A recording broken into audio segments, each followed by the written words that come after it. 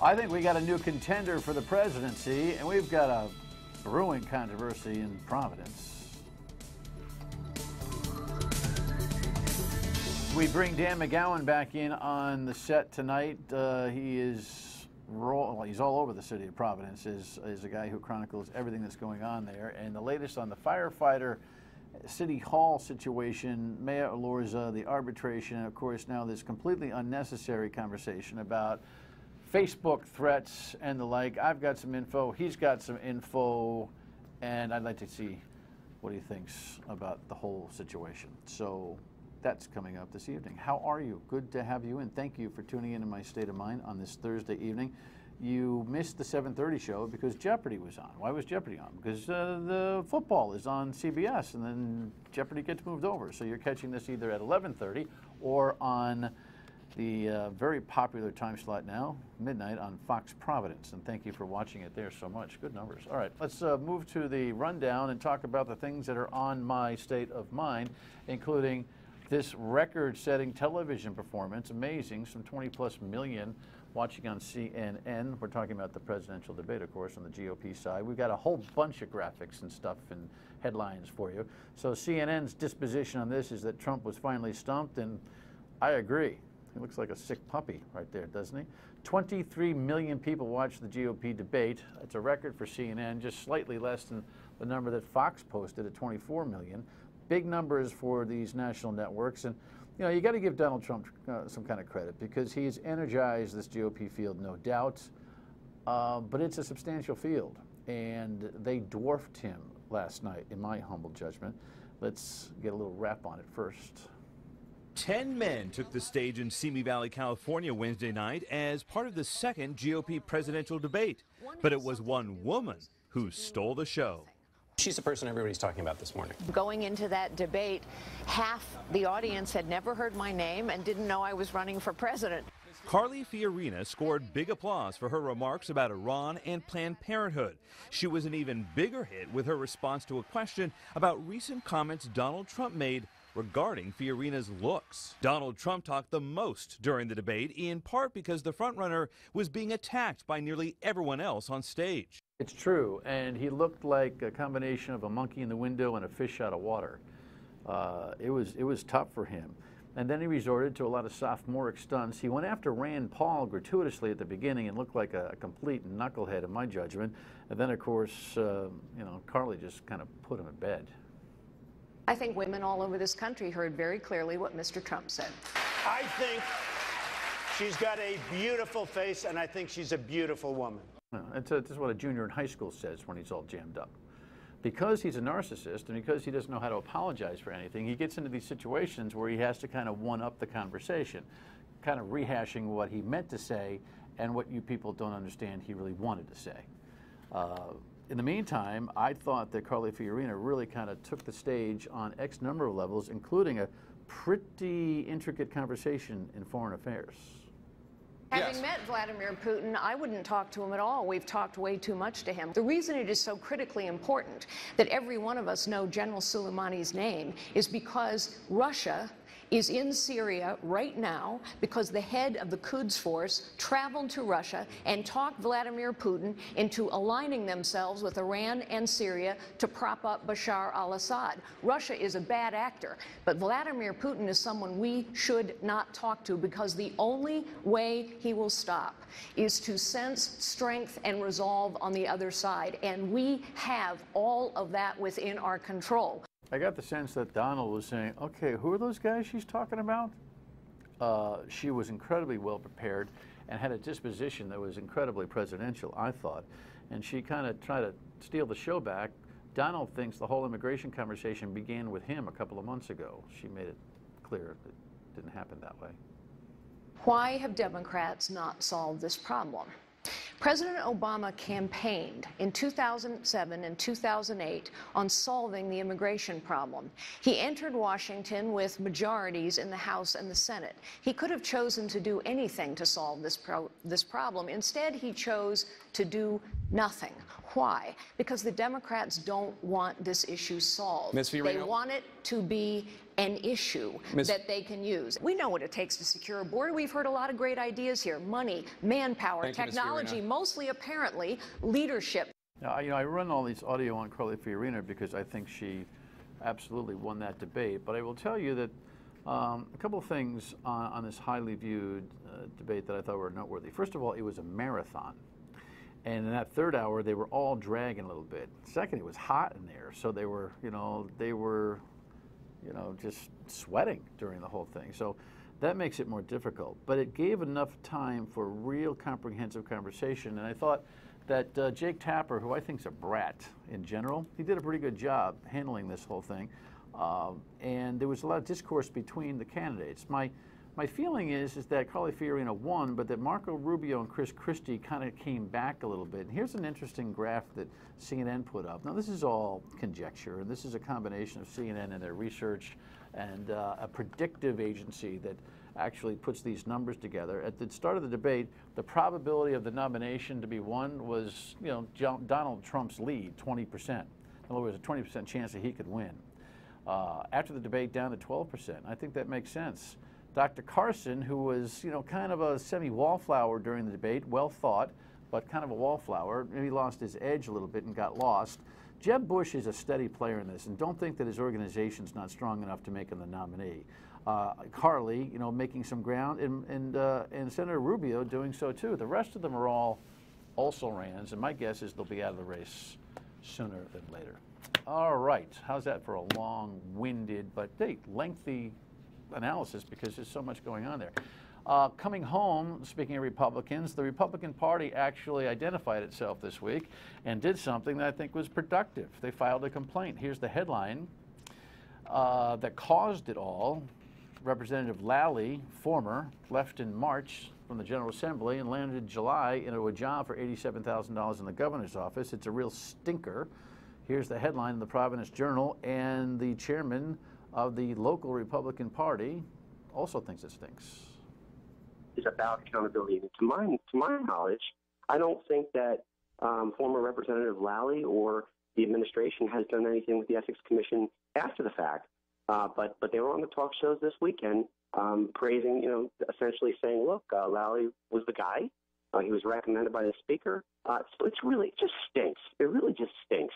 I ditto that, and it's nice to see the Republicans actually having some kind of a pulse. In the meantime, Governor Raimondo was asked about it today on the roll, and she's doubling and tripling down on this ridiculousness. Not surprised about that. My position is he's doing a good job, and I'm very focused on making it easier to do business in Rhode Island, streamline our regulations. That's what he's working on.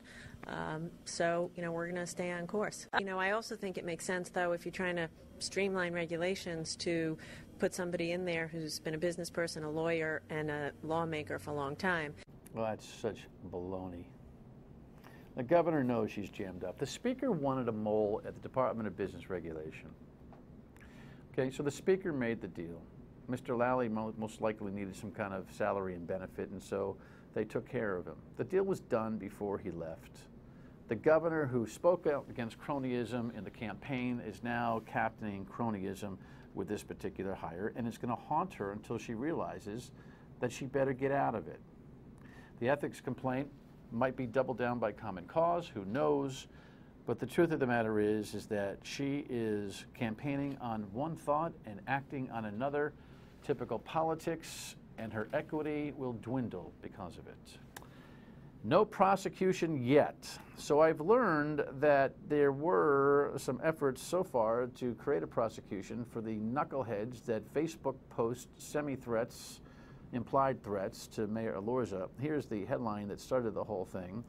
Yeah, so 3 or 4 or 5 posts on Facebook by what are spouses of the firefighters.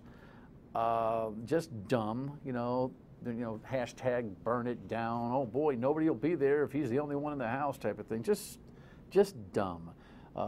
Commissioner Perry talked about how serious it is. When you threaten to harm or kill a public official, we'll take that very seriously and we'll hold you responsible. And of course, Mayor Elorza, who is so far behind the 8 ball on this arbitration thing with the firefighters, which is the root controversy, looks like some kind of sympathetic hero. I have every confidence in our public safety department and our police department that that I'll be fine. In terms of what's going on right now, there's an ongoing investigation. I have no comment to offer, but what I will say is that I am determined to fix the overtime cost in the fire department, and I'm not going to be deterred from it. So the Providence firefighter union head, who's in the unenviable position to try to fix this, he's got some crazy family members of firefighters that are off the hook, finally organized an apology from them via him. I guess they're not person enough to stand up for themselves and say, we were really stupid in doing this. Here was the apology, or something that looks like it. I've got a longer version of it, but some of that. So they're apologizing to Mayor Elorza with their fingers and toes crossed as Paul Dowdy does it for them. The bottom line here is that they put themselves in a real jam. I understand, though, that so far there's not enough real evidence to be able to charge them, and so Mayor Elorza will either have to accept that apology or make some kind of public statement about what he's going to do. Dan McGowan may have some insight on that, and so stay tuned. We'll talk about it when we come back. You know, your state of mind is important to us. 228-1886 is the number. Email me, Facebook post, all of that. But right now, we're going to split for a pause and come back and see what Dan says and reports on this matter and more. Stay with us.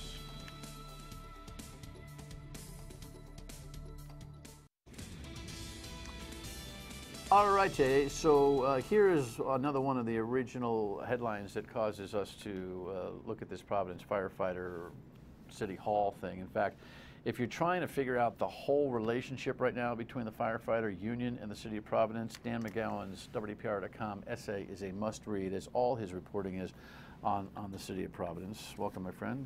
Thanks for having me. Nice to see you again. What a silly mess on top of a silly mess.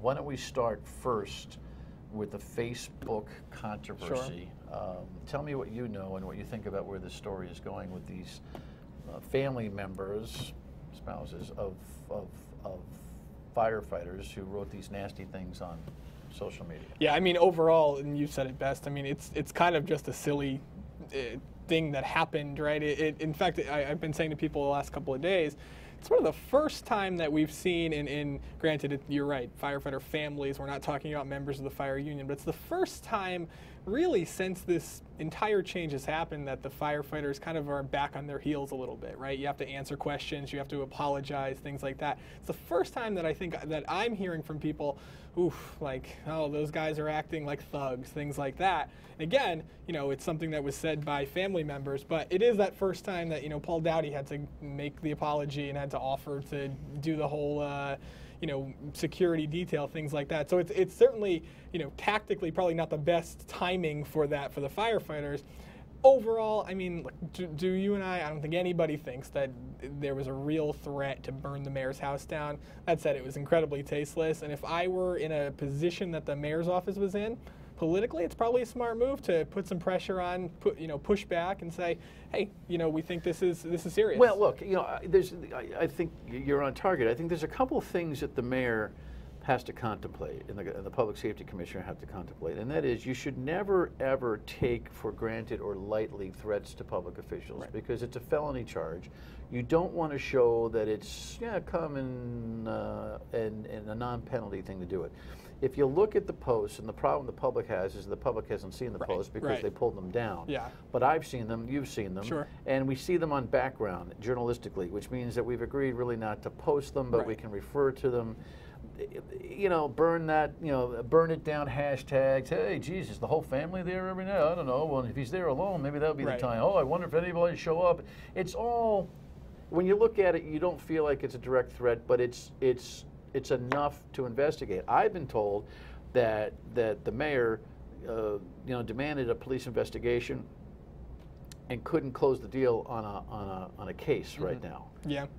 You getting any feedback on that yet? Yeah, I mean, I'm learning that from you. It doesn't surprise me. Again, I do think that there are some politics at play here. It definitely helps. You know, if there was an arrest made, it keeps the story going. It makes the firefighters and that, you know, it makes the city kind of the sympathetic side of this. It makes the mayor certainly feel bad for him in some ways. Now, is that the way to handle this? Of course not. But you and I both know that's how it works. Well, he's got an interesting thing. Unless and until more evidence comes. And it's not like they robbed the bank, they wrote on Facebook. Right. So you got to get it from Facebook, you got to authenticate it, you got to do all those kind of things. But once that's done, and there may or may not be some prosecution, I'm guessing there won't be, the mayor's got a decision to make as to whether he's going to accept this apology. Right.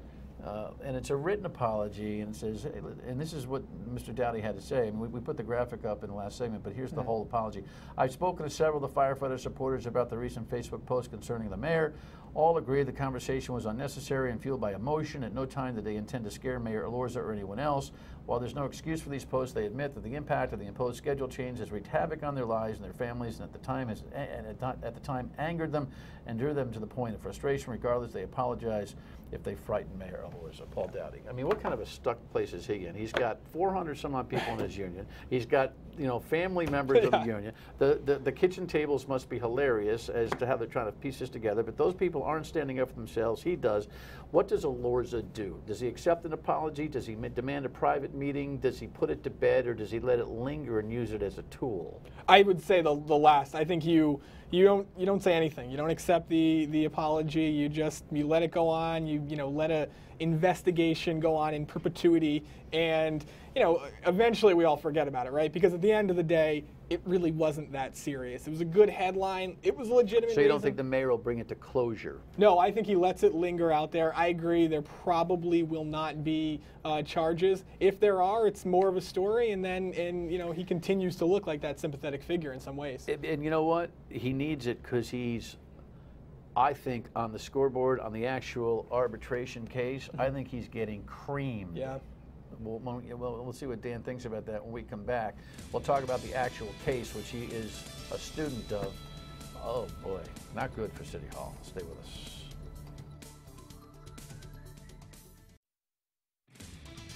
This contract, let's say he doesn't like any part of it. He can renegotiate the entire thing in 2017. So why not wait instead of risk all this money and the future of the city on what's really a fool's errand? He's not going to succeed. I can't imagine anyone except him and his inner circle, which I think is a lot of yes people going, oh yeah, man, great idea, think they're going to win. They're the only ones that think they're going to win. Yeah, you know, that's Paul Dowdy last week analyzing his own case. Your executive summary on where the city stands in this platoon change saga with the firefighter union.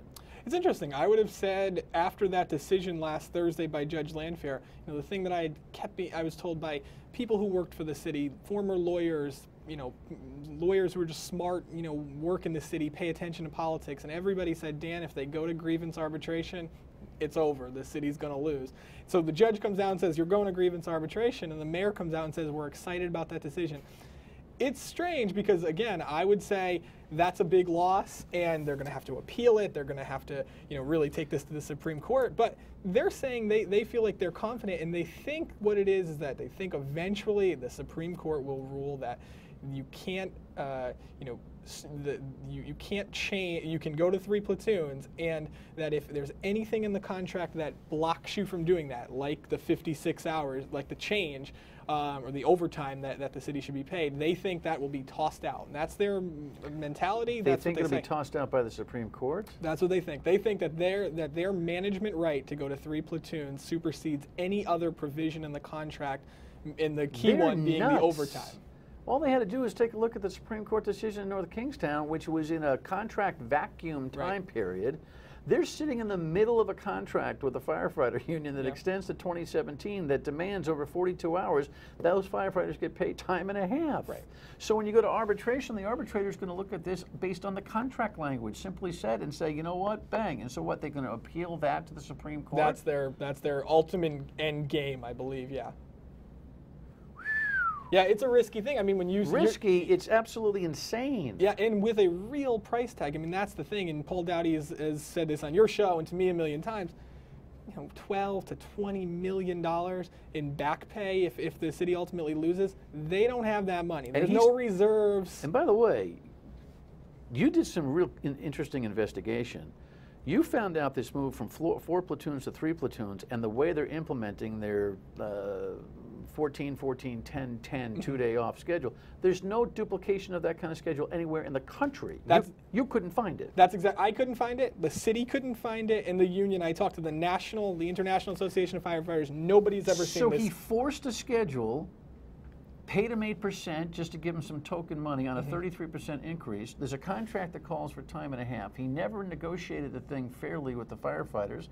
And believe me, I'm not a union apologist by instinct. And so it is what he thinks he's going to do, and he keeps doubling down on these notions that he's winning. In fact, he said about the judge, all the judge did was say, the parties stipulate that there's a management right. Right. Which nobody disagreed with. Right. And he said, well, we won. The judge said we had a management right. Well, so the union said you had a management right. But the union said you got to come see us about the negotiation. That's what the judge said. The mediation and the negotiation failed, and so he sent it to arbitration. You know where that's going to go. Now, if they wait to even appeal that and the clock's ticking a year and a half down the line, the lump sum money is going to be astronomical. It could bankrupt the city. It could very well bankrupt the city. Now, the key to know here is that, again, there's no reserve money. There's not a pocket of money used to give lawsuits out. This isn't going to get paid out of insurance. This money is money that would come right out of the budget. So if down the line, a year, 2 years from now, we are looking at a $15, $20 million tab, the truth is, what in order to avoid a bankruptcy, what they'll have to do is sit down with the union, negotiate, we'll pay this over 4 or 5 years, something that could be happening and right now. It'll end his political career because he will look like he has he's completely, he better think about the long term for the taxpayers, and if he thinks he wants to be in politics, I mean, you talk to a lot of people, so do I. I can't find any commensurate politician, elected official, lawyer who thinks he's doing the smart thing here. Yeah, there's definitely, I mean, I can't find anybody, and you look at even the, go look at the Providence Journal, I keep saying this to people, the opinion pages. You don't see letters from other, from council members, from state politicians. There's nobody saying, we support this decision. Even Dan McKee, the lieutenant governor, who certainly agrees with the idea of going to 3 platoons, no question about that. He's not exactly supporting this measure. Meantime, you get this deterioration of the force. You have the 3 times amount of retirements prior to this. And then you got a story. Kev, can you put this up real quick? Soon to be published on WPR.com. What is that? Yeah, so very interesting. There's a very clear trend from in the month of August that there was a big spike in the number of injured on duty. It happens exactly when this 3 platoon system is implemented, right after August 2nd. It went from, we're talking in July, in on average, 10 firefighters here or there injured on duty. That number went right up to into the 20s and actually reached 44 firefighters at one point in August that are injured on duty. And that means injured on duty, basically you go to your doctor, they tell you you're out for a week, you're out for 2 weeks. If the city wants to dispute it, and this is where they are, the Commissioner Perry we sat down with today, he says it's an alarming trend and it's statistically impossible. He's implying strongly that there is some sort of abuse happening here. The problem is it's a long system. The city would have to send you to their own doctor. Wow. It's an ugly mess, and Paul Dowdy says we expected injured, more hours, less things rest. like that. That's exactly right. Fertile ground for an investigative reporter, though. It is. It's good for business, unfortunately. As a city resident, it's not. But thanks for the update. Thanks. One more thing. Stay with us. So forget the stadium. How about a Ferris wheel? The guy who came up with that idea in an op-ed piece tomorrow night.